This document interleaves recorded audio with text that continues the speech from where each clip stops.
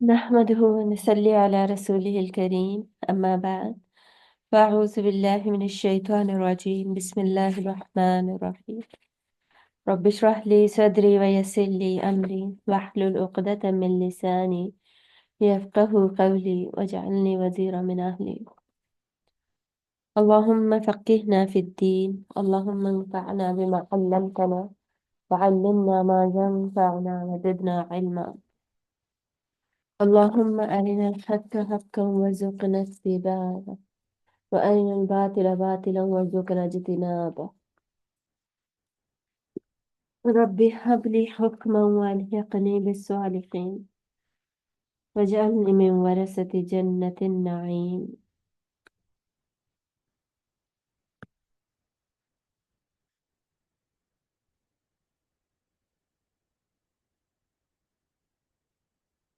واجعل لي لسان صدق في الآخرين واجعلني من ورثة جنة النعيم اللهم ألهمني رشدي وأعذني من شر نفسي آمين يا رب العالمين اللهم سبحانك لا علم لنا إلا ما علمتنا إنك أنت العليم الحكيم آیت نمبر 65 ہم سٹارٹ کر رہے تھے تو ابھی ہم اس کو سٹارٹ کر لیتے ہیں انشاءاللہ.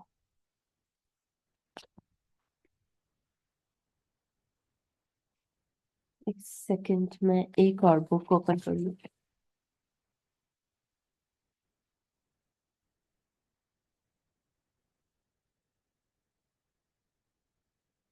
آیت نمبر 65 یس. فلا وربک فلا تو نہیں وربک قسم ہے آپ کے رب کی قسم ہے آپ صلی اللہ علیہ وآلہ وسلم کے رب کی.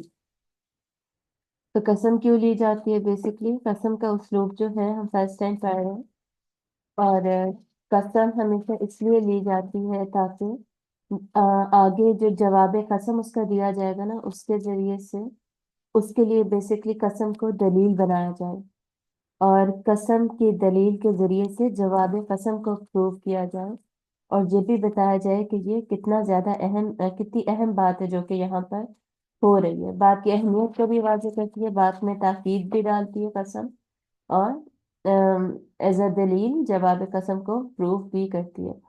تو جب یہاں پر اللہ تعالیٰ خود اپنی ذات کی قسم لے رہے ہیں تو اس کا مطلب کیا ہے کہ واقعی یہاں پر کہ بہت امپورٹنٹ بات ہے جو کہ اللہ تعالیٰ ہمیں بتا رہے ہیں اور اللہ تعالیٰ ہمارے ساتھ کرنے جا رہے ہیں. تو وہ کیا ہے؟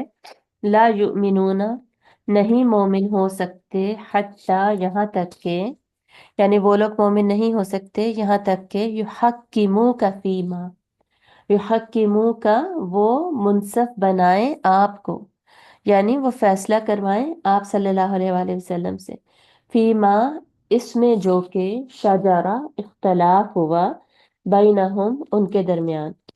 تو جس معاملے میں بھی ان کے درمیان اختلاف ہوا نا اس میں وہ فیصلہ کس سے کرائیں؟ آپ صلی اللہ علیہ وآلہ وسلم سے.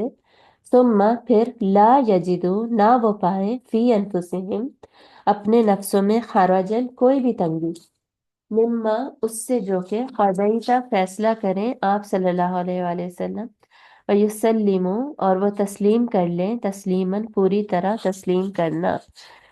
مطلب یہ کہ کس بات پر قسم اٹھائی جا رہی ہے؟ اس بات پر کہ آپ صلی اللہ علیہ وآلہ وسلم جب بھی کوئی اختلافات ہوں گے نا کسی بھی دو پارٹیز میں اختلافات ہوتے ہیں یا دو لوگوں میں اختلافات ہوتے ہیں تو جج آپ صلی اللہ علیہ وسلم کو بنایا جائے گا اور آپ صلی اللہ علیہ وسلم جو فیصلہ کریں گے اس کے لیے دل میں کوئی بھی تنگی محسوس نہیں کی جائے گی اور وہ پورے خوشی کے ساتھ سچے دل کے ساتھ اس کو تسلیم کیا جائے گا، اس فیصلے کو مانا جائے گا.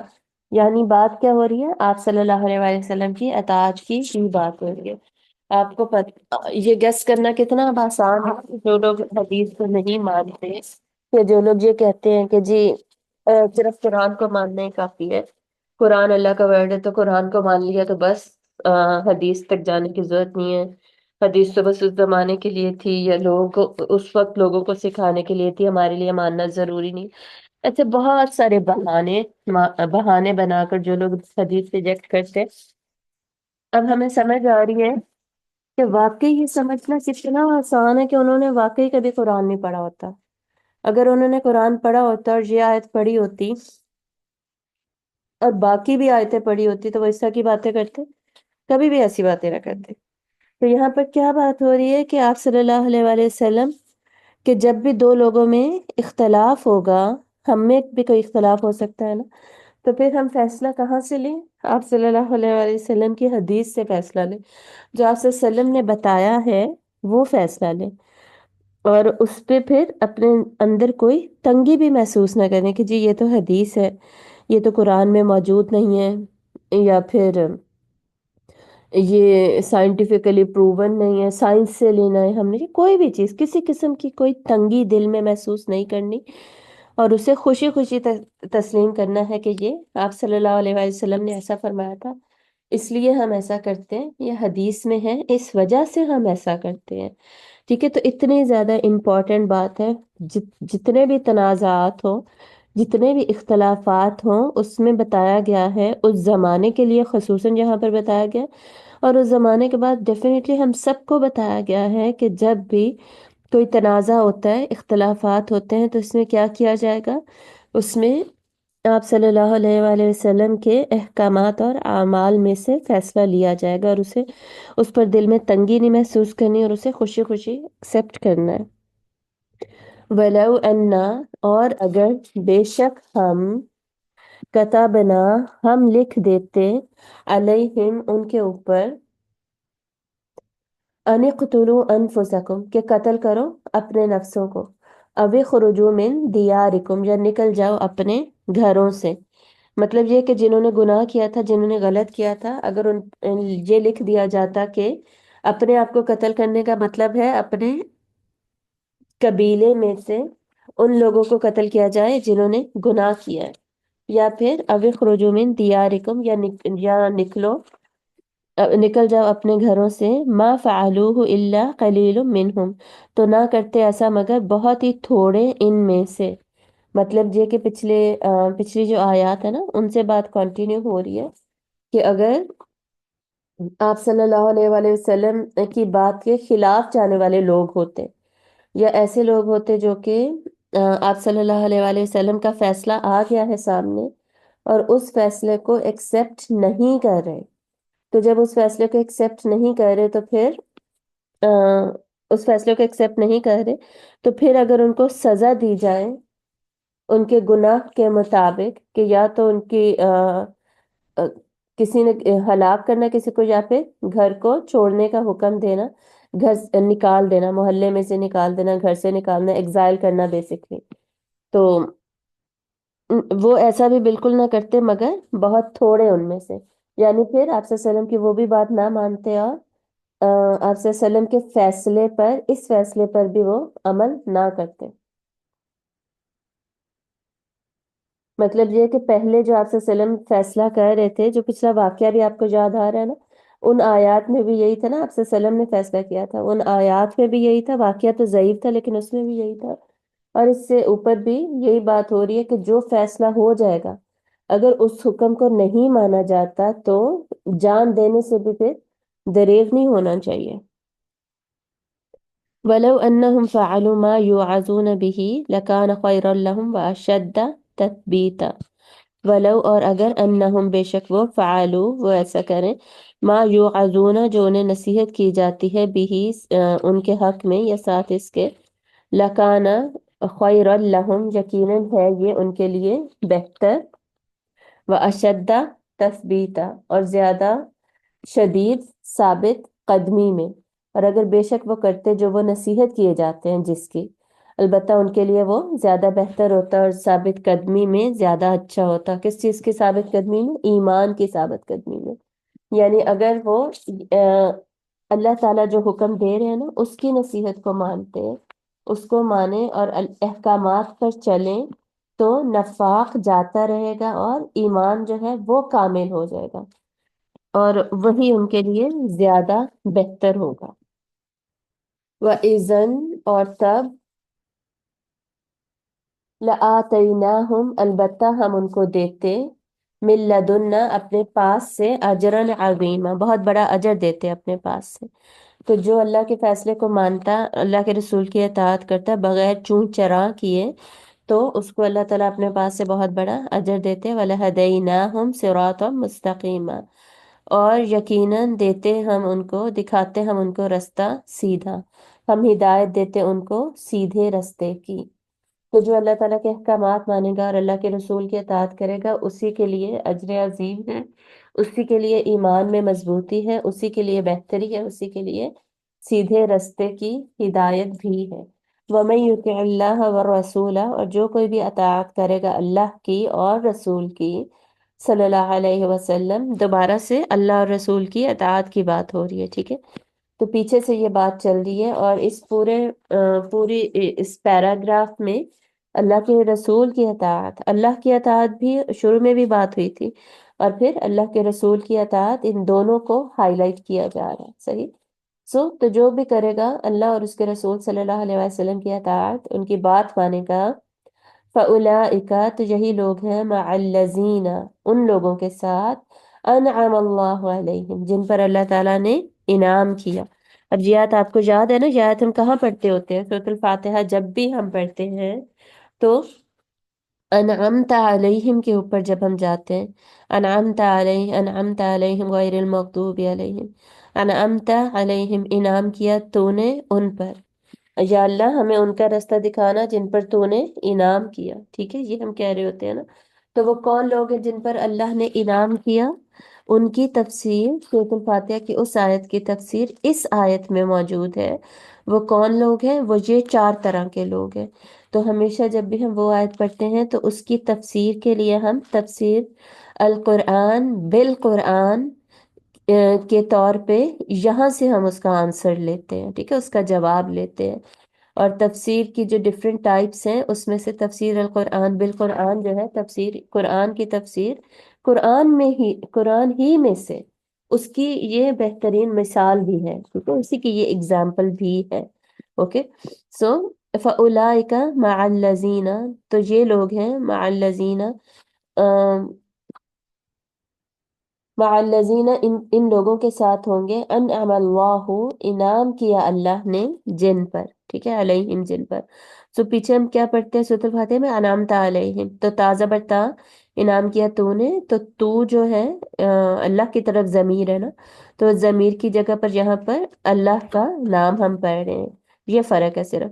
سو انعم اللہ علیہم، ان پر اللہ نے انعام کیا۔ اب ہمیں پتہ چل رہا ہے انعام کس پر کیا اللہ نے، من النبیین، نبیوں پر، والصدیقین، اور صدیقین، والشہداء، اور شہید، والصالحین، اور صالحین، وحسن، اور کتنا اچھا ہے، اولئک، اور کتنے اچھے ہیں یہ لوگ، رفیقاً، بطور رفیق، بطور دوست، ساتھی کے، یعنی جو کوئی بھی اللہ اور اس کے رسول صلی اللہ علیہ وسلم کی اطاعت کرے گا نا، تو یہ جو لوگ ہیں جو اللہ رسول کی اطاعت کرنے والے ہیں، ان لوگوں کے لیے اللہ تعالیٰ نے انعام رکھا ہے کہ ان کو بہترین ساتھی ملیں گے۔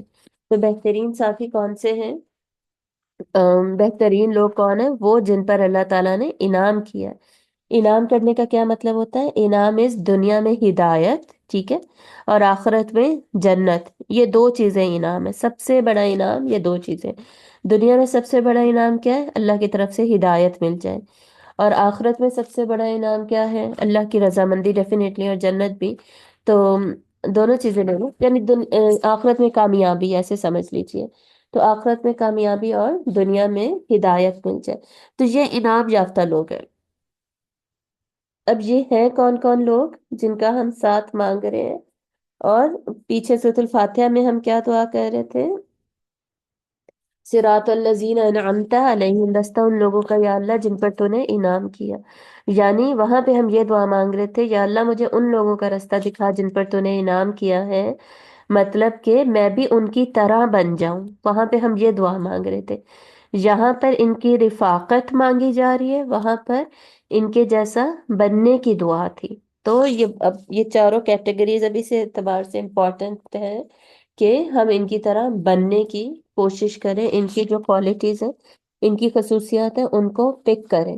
تو اس کے لیے ان کی ڈیفینیشنز کو پھر سمجھنا ضروری ہے. ہم نے سورۃ الفاتحہ میں بھی ڈیفینیٹلی پڑھا تھا، لیکن یہاں پہ اب ہم ریپیٹ کر لیں گے. اور رفاقت کی یہاں پر کیوں بات ہے؟ رفاقت جو ہوتی ہے نا اچھے لوگوں کی، وہ بہت بڑا انعام ہوتا ہے. تو اگر دیکھیں ان کی رفاقت اگر نصیب ہو جائے گی دنیا میں، تو آخرت میں کامیابی کامیابی ہے. اور اگر آخرت میں ان کی رفاقت نصیب ہوتی ہے تو اس کا مطلب ہے کہ یہ لوگ بھی بڑی بڑی جنتوں میں، اور پھر ہم لوگ بھی بڑی بڑی جنتوں میں. تو جنتوں میں ان کی رفاقت نصیب ہوگی نا. تو اس اعتبار سے پھر یہ بہت امپورٹنٹ ہے کہ ہم ان لوگوں کو سمجھیں. تو اس میں ہم دیکھ رہے ہیں کہ بلند ترین درجہ انبیاء کا ہے، جو آلریڈی ہمیں پتہ بھی ہے. نبی اور انبیاء کون ہوتے ہیں؟ انبیاء وہ لوگ ہوتے ہیں جن کو اللہ تعالیٰ خود چن لیتے ہیں، اور اللہ تعالیٰ ان کو وحی بھیجتے ہیں، اور اللہ تعالیٰ کے ریپریزنٹیٹیوز ہیں. اللہ تعالیٰ ان کو وحی بھیجتے ہیں اور ان کو پھر ذمہ داری دیتے ہیں کہ لوگوں کو پھر یہ پیغام دے.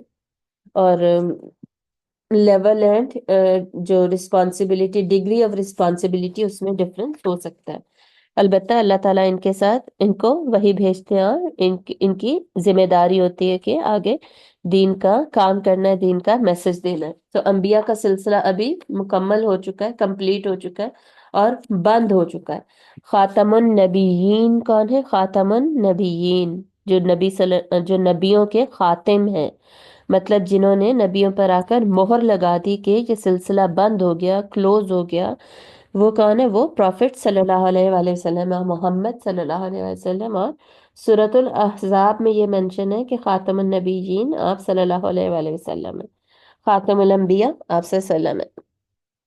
سو آخری نبی. اور پھر یہاں سے ہمیں اب سیکھنے کا کیا پوائنٹ ہے کہ ہم نبی تو نہیں بن سکتے نا. نبیوں کا سلسلہ تو صرف اللہ تعالیٰ کے ہاتھ میں ہے، اور اللہ تعالیٰ چلاتے، اور اللہ نے بتا دیا آخری نبی کب کے آ چکے. اب کوئی نبی، کسی نبی نے نہیں آنا. ٹھیک ہے، اگر اب کوئی دعویٰ کرتا ہے وہ صرف دجال ہے، وہ جھوٹا ہے. صحیح. سو یہ بات ہمیشہ ہمارے ذہن میں ہونی چاہیے، کیونکہ آج کل جو دور ہے نا وہ اصل میں فتنوں کا دور ہے اور دجالوں کا ہی دور ہے. کتنے لوگ آ کے ڈفرینٹ ڈفرینٹ کلیمز کرتے رہتے ہیں، تو ہمیں ان سب کی پہچان ہونی چاہیے. سو انبیاء سے پھر ہم کیا سیکھیں گے؟ ان کی اسوہ سے، ان کی سیرت سے ہم مختلف خصوصیات سیکھیں گے، اور ان خصوصیات پر پھر ان خصوصیات کو اپنے اندر لانے کی کوشش کریں گے.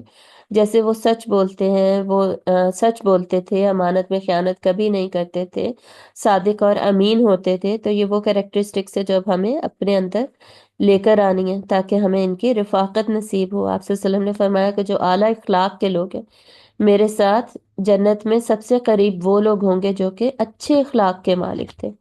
تو اچھا اخلاق جب ہم نبیوں سے سیکھ لیتے ہیں تو جنت میں ہم پھر ان کے ساتھ ہوں گے، ان کے رفاقت نصیب ہوگی. آپ صلی اللہ علیہ وسلم نے فرمایا کہ یتیم کی نگہداشت کرنے والا میرے ساتھ ایسے ہوگا جیسے یہ دو انگلیاں ہیں، وہ جنت میں میرے ساتھ ایسے ہوگا.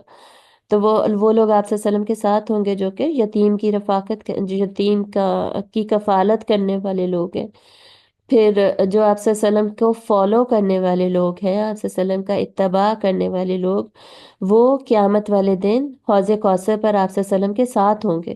جو آپ کو فالو نہیں کرتے تھے، دین میں نئی چیزیں بنا لیتے تھے، وہ لوگ، ان کو فرشتے دور کر دیں گے. تو اتباع رسول کرنے والے جو لوگ ہیں، اتباع رسول کرنے والے جو لوگ ہیں، وہ سب آپ صلی اللہ علیہ وسلم کے پاس ہوں گے، اور آپ صلی اللہ علیہ وسلم ان کو خود حوض کوثر سے پانی دیں گے پیالوں میں. تو ہمیں پتہ چل رہا ہے کہ آپ انبیاء کی جو رفاقت ہے وہ حاصل کرنے کے لیے یہ اعلیٰ کوالٹیز اپنانا کتنا زیادہ ضروری ہے. ٹھیک ہے. اور پھر صدیقین کون ہوتے ہیں؟ صدیق، دیکھیں ایک صدیق میں ایک بات تو یہ ہے کہ جی ہم خود بھی بننے کی کوشش کریں گے صدیق. دوسری بات یہ ہے کہ جو اپنے ارد گرد صدیقین ہیں، جو جن پر اللہ نے انعام کیا، ان کو ڈھونڈیں گے اور ان سے سیکھنے کی کوشش کریں گے. نمبر 3، جو صدیقین قیامت کے دن اور جنت میں بھی صدیقین کی رفاقت کی دعا کریں گے. صحیح. سو صدیق کون ہوتا ہے؟ صدیق بیسکلی مبالغے کا صیغہ ہے. مطلب یہ کہ جو بہت سچا ہو، بہت زیادہ سچا ہو.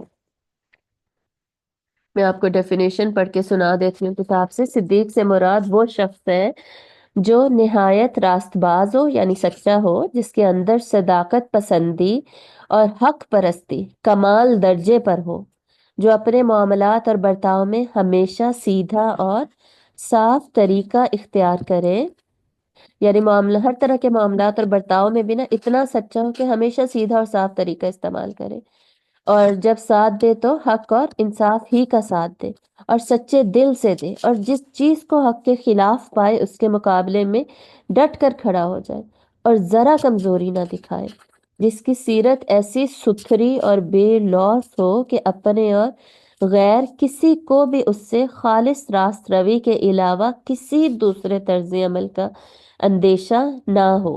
ٹھیک ہے، یعنی انتہائی سچا۔ ایک تو ہوتا ہے نا سچ بولنا، دوسری بات ہوتی ہے اپنے معاملات اور اخلاق میں بھی سچا، سچ کو سچ کہنے والا، سچ کو سچ کر کے دکھانے والا، سچ جب سامنے آیا ہے اس کو فوراً ایکسپٹ کر لینے والا، اور اپنے آپ کو سچ کے مطابق بدل لینے والا۔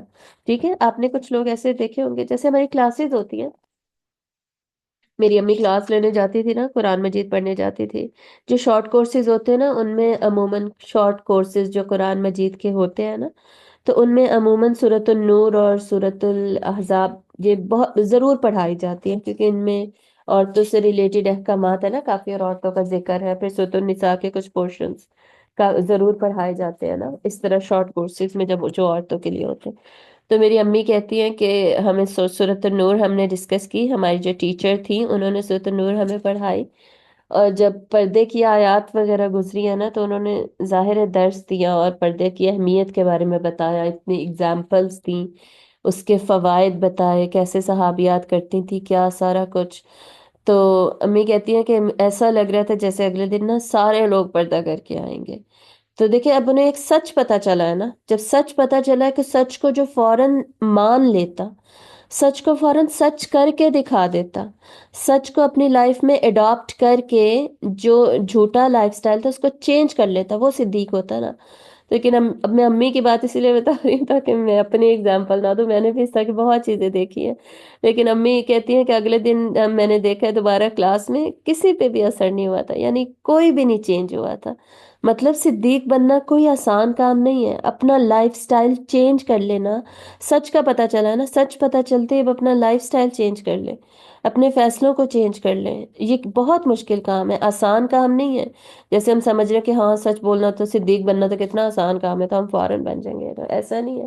اسی طرح ایسے بہت سارے واقعات ہم لوگ دیکھتے ہیں جب ہم اسی طرح کلاسز لے رہے ہوتے ہیں، اور اسی طرح جب کورسز کر رہے ہوتے ہیں نا تو ان کورسز میں پھر اسی طرح کی جب آیات آتی ہیں نا تو میں نے خود دیکھا کہ بدلنے والے لوگ نا بہت کم ہوتے تھے، فوراً جن کو سچ پتہ چلا ہے اس سچ کو اڈاپٹ کر کے چینج ہو جائیں، بہت کم لوگ ہوتے تھے۔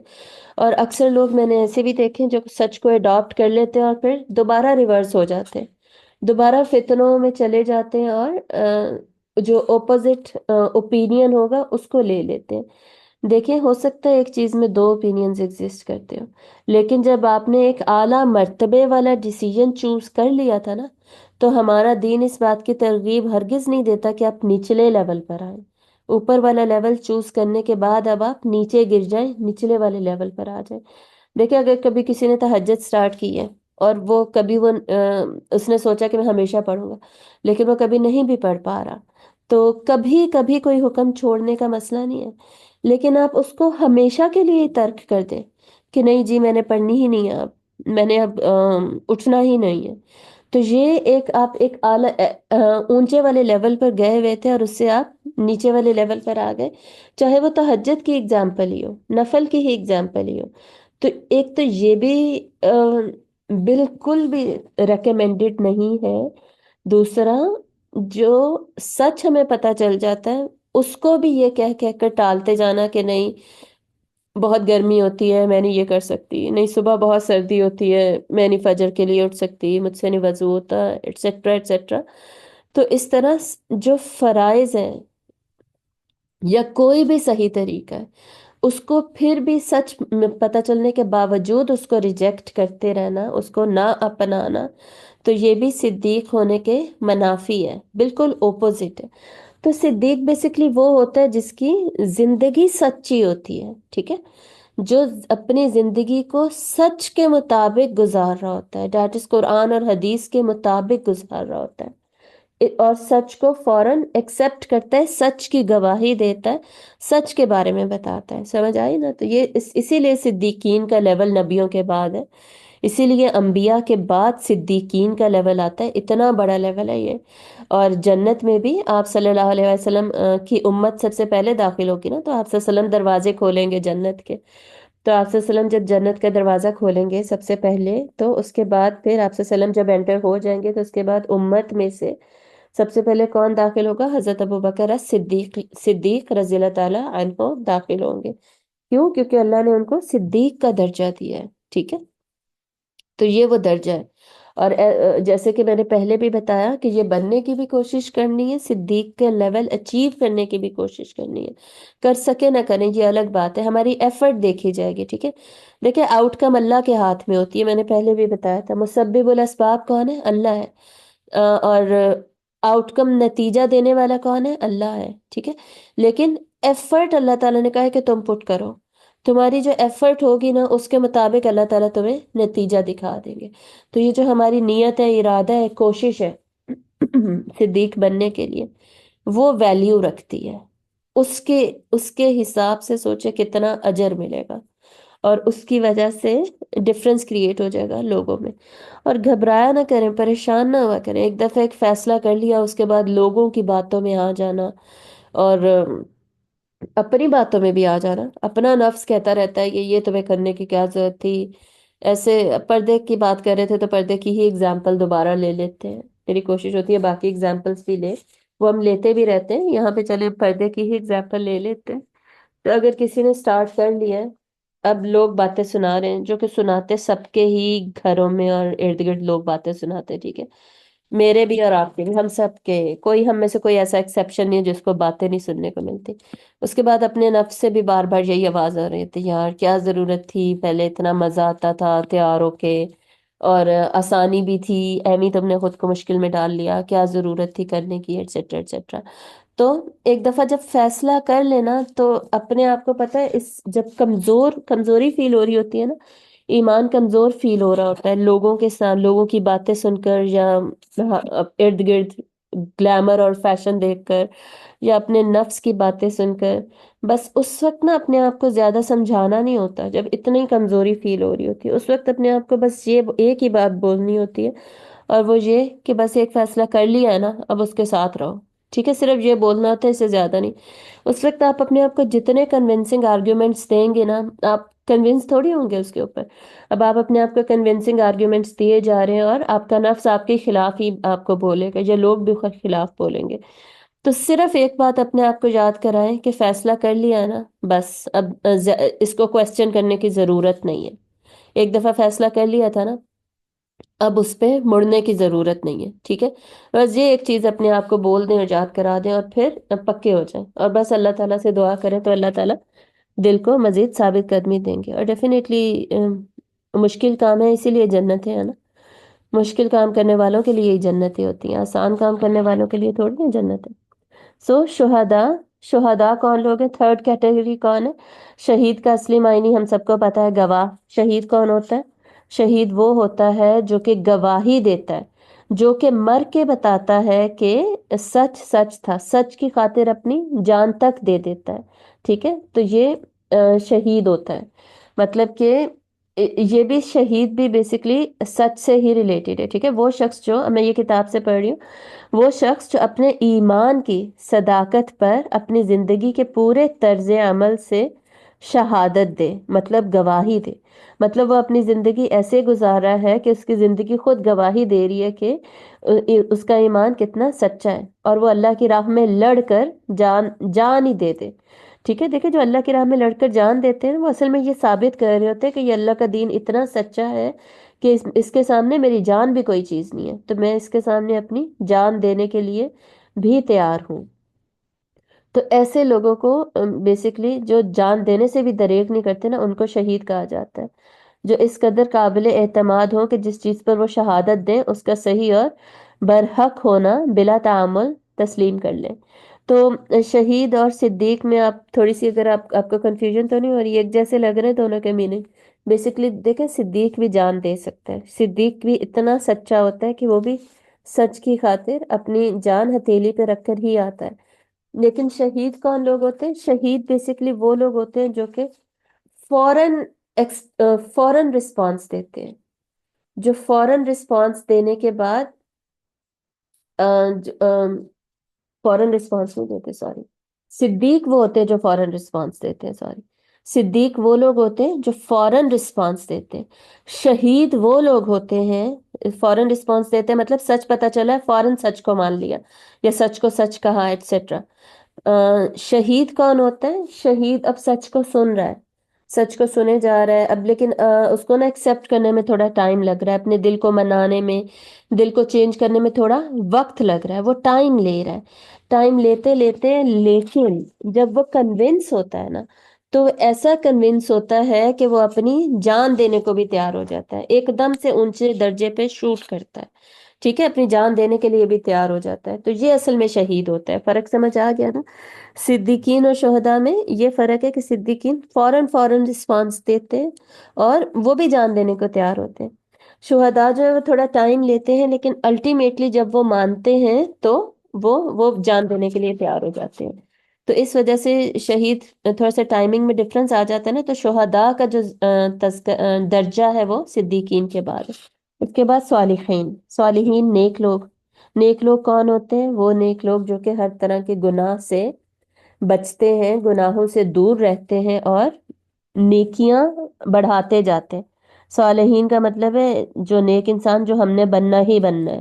اگر اس کیٹیگری میں بھی ہم نہیں آتے نا، تو پھر ہم بہت ہی نچلے لیول پہ گئے ہوئے، اور ہمیں ضرورت ہے کہ اپنے اوپر محنت کریں۔ صالحین کی اچھا مسلمان ہونا ہے صالحین، تو صالحین کی کیٹیگری میں تو ہمیں آنا ہی چاہیے، ٹھیک ہے۔ گناہوں سے بچنے والا، نیکیاں کرنے والا، یہ صالح انسان ہے، نیک انسان ہے۔ اب صالح کی میں ڈیفینیشن کتاب سے پڑھ لوں۔ صالح سے مراد وہ شخص ہے جو اپنے خیالات اور عقائد میں، نیت اور ارادوں میں، اقوال اور افعال میں راہ راست پر قائم ہو، اور فی الجملہ اپنی زندگی میں نیک رویہ رکھتا ہو۔ تو اپنی زندگی میں نیک رویہ رکھتا ہو۔ اور دوسری کتاب سے میں صالحین کی ڈیفینیشن پڑھ رہی ہوں۔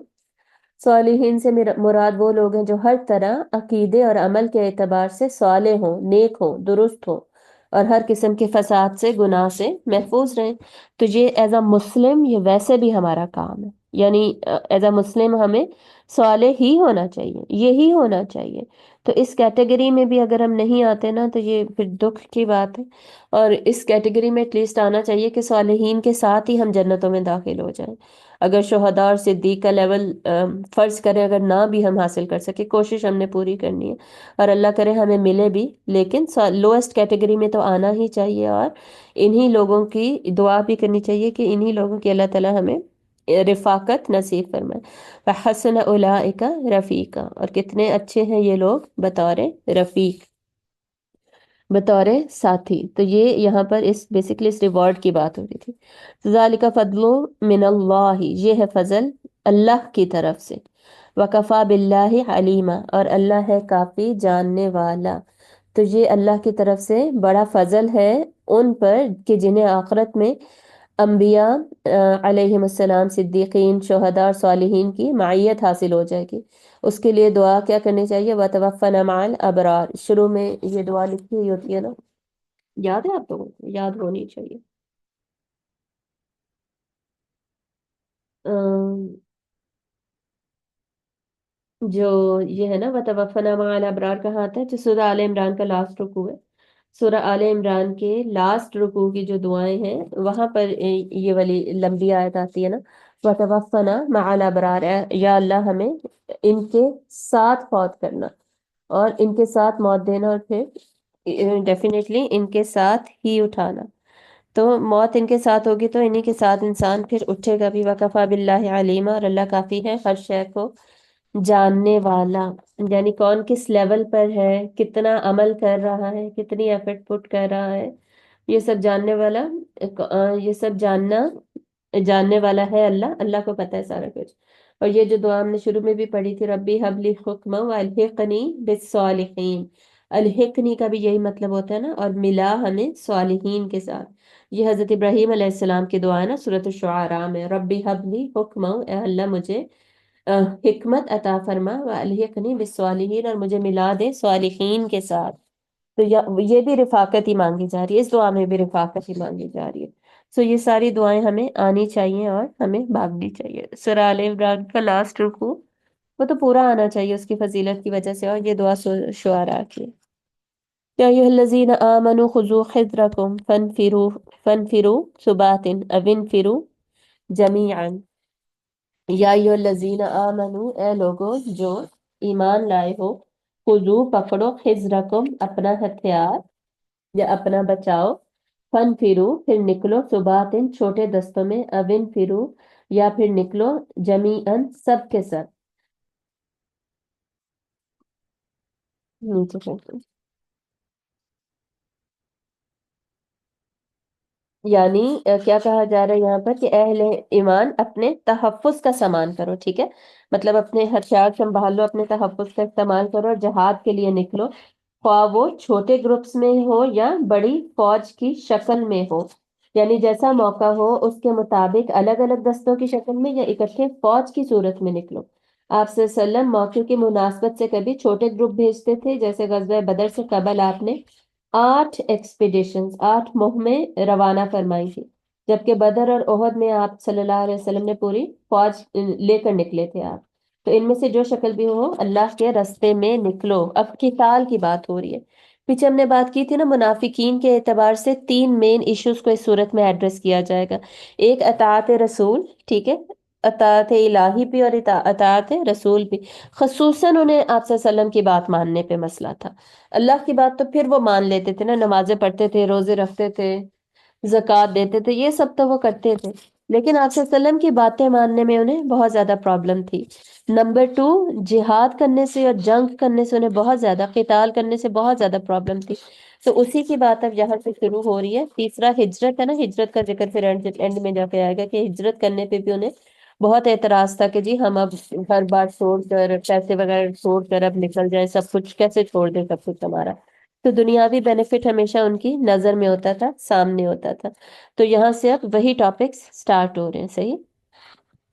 تو اب ہدایت دی جا رہی ہے کہ اپنے ہتھیار جو ہیں ان کو تیار رکھو، ان کو سنبھالو، ان کو لو، اور جہاد کے لیے موٹیویشن ہے یہاں پر۔